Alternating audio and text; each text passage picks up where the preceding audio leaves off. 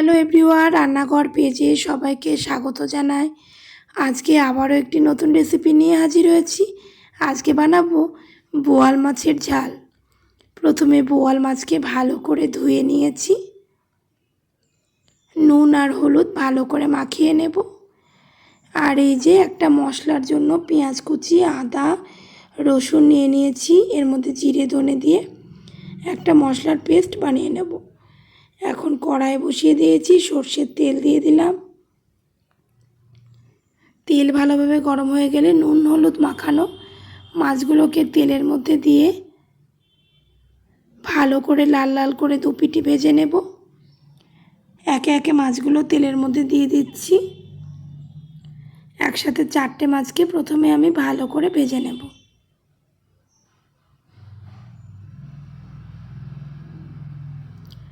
চারটে মাছকে একসাথে দিয়ে দিলাম।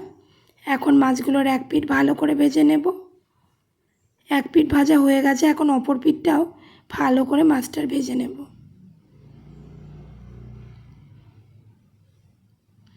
একটার সাথে একটা লেগে যাচ্ছে। বোয়াল মাছ ভাজতে গেলে একটু তেল ছিটকায়, ওই জন্য মাছগুলোকে খুব সাবধানে ভেজে নিচ্ছি।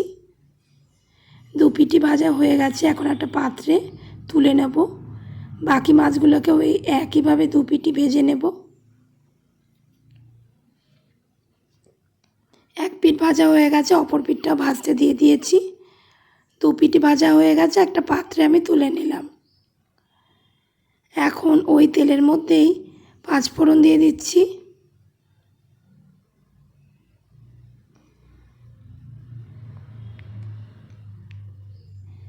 দিয়ে দেব শুকনো লঙ্কা, হালকা একটু নেড়ে চেড়ে নিচ্ছি।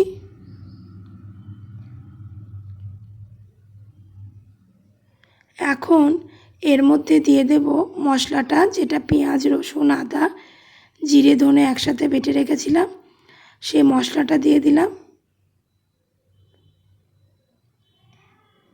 ভালোভাবে মশলাটা কষিয়ে নিচ্ছি যাতে পেঁয়াজ রসুনের কাঁচা গন্ধ না থাকে। এখন পরিমাণ মতো হলুদ গুঁড়ো আর দিয়ে দেব স্বাদ মতো লবণ।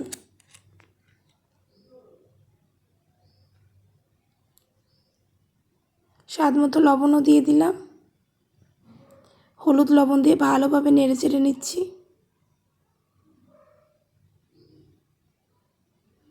মশলাটা থেকে যতক্ষণ তেল ছাড়তে না ছাড়বে ততক্ষণ মশলাটাকে কষিয়ে নেব। এই যে অল্প একটু কাশ্মীরি লঙ্কার গুঁড়ো দিয়ে দিলাম রঙের জন্য।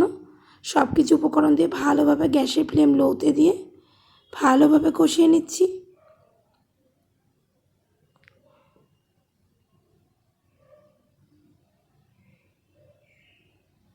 এখন দিয়ে দেব জল। খুব একটা বেশি ঝোল করব না, গা মাখা মাখা করব। ভালোভাবে নেড়ে চেড়ে দিচ্ছি। ঝোলটা 10 থেকে 12 মিনিট ভালো করে ফুটিয়ে নেব। ভালো করে ফুটিয়ে নিয়েছি। এখন ভেজে রাখা বোয়াল মাছগুলোকে দিয়ে দিচ্ছি ঝোলের মধ্যে। মাছটা দিয়ে 5 মিনিট ফোটাবো গ্যাসের ফ্লেম হাইতে দিয়ে।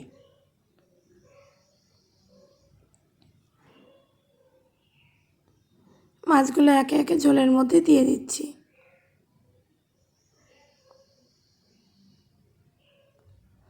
এখন ভালো করে নেড়ে চেড়ে দিচ্ছি। এইভাবে গ্যাসের ফ্লেম হাই দিয়ে 5 মিনিট ভালো করে ফুটিয়ে নেব।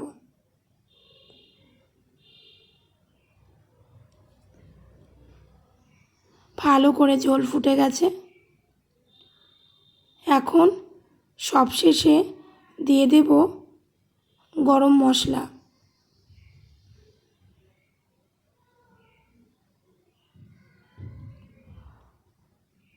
সবশেষে গরম মশলা ছিটিয়ে দিলাম। এখন ভালো করে নেড়ে দিচ্ছি। ঝোলের পরিমাণও একদম কমে গেছে। তৈরি হয়ে গেছে বোয়াল মাছের ঝোল। এখন একটা পাত্রে আমি ঢেলে নিচ্ছি। বোয়াল মাছের ঝোল এই রেসিপিটা আপনাদের ভালো লাগলে অবশ্যই পাশে থাকবেন।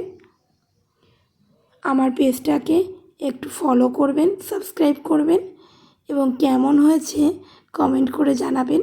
আবার অন্য একটি রেসিপি নিয়ে হাজির হব। ধন্যবাদ বন্ধুরা, ভালো থাকবেন।